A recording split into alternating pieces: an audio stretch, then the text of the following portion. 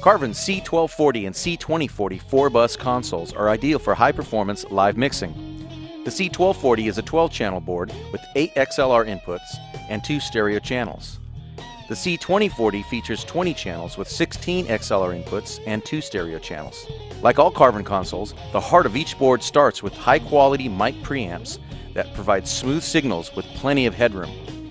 Construction and circuit design is of the highest quality, utilizing sealed potentiometers, polyfilm capacitors, and 1% tolerance surface mount resistors.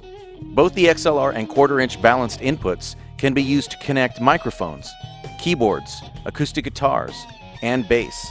48-volt phantom power is also available for condenser mics, such as Carvin's M90S, which are commonly used as overheads on drums. All but the last 2 stereo channels feature XLR mic inputs.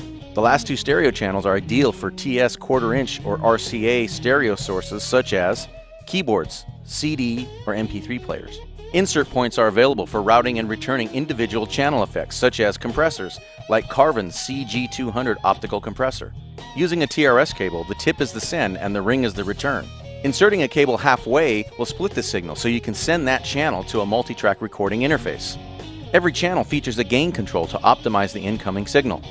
The high, sweepable mid, and low channel EQ offer powerful equalization to sweeten vocals, drums, or any incoming signal.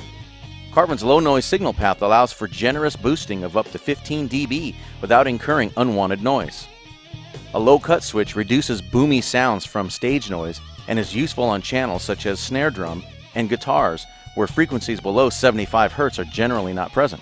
4 individual monitor mixes are available with send controls on each channel. This is a very powerful feature for a console of this size. A 4-piece band may have their own individual monitor mix separate from the house mix. For an added bonus, each monitor output also has its own balanced XLR interface. This is especially important when using powered monitors such as Carvin's LM15A. Sending a balanced signal to the stage will ensure each monitor amplifies a high-quality mix. 2 24-bit stereo effects processors include the operator's choice of echo, reverb, chorus, or flanging. Each can be customized and are available to every channel through the effects send 1 and 2. Should an outboard processor be needed, the effect sends can be routed out of the board and returned in stereo using the stereo channels. Another alternate use of the effect sends is to use them as 2 additional monitor sends. This would be ideal for using a personal ear monitor system such as Carvin's EM900.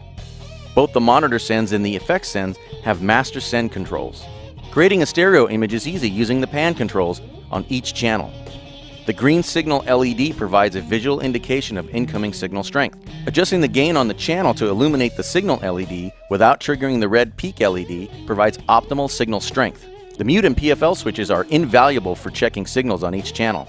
Using the PFL, or pre-fader listen, enables the operator to check the signal of each channel or a group of channels through headphones before bringing the faders up in the mix. The LED meters and headphone output are assignable so the operator can dial in the proper levels of all channels, monitor sends, and subgroups for the best quality sound. The 4-bus assign switches can be used in a number of ways. Submixing is one use, where common channels such as all drum mics are assigned to buses 1-2, for example. The 1-2 subgroup faders are then assigned to the left-right master faders. Adjusting the entire drum kit up or down in the mix is then easily done with 2 faders, rather than multiple faders. In much the same manner, an operator can assign groups of channels to the subgroup faders and then bus them out to a 4-track recorder, or to create specialized zones in a venue where the volume may need to be controlled separately, such as a lobby or backstage. And speaking of backstage areas, a spare mic channel can also be very useful for an MC to provide announcements to only a backstage area.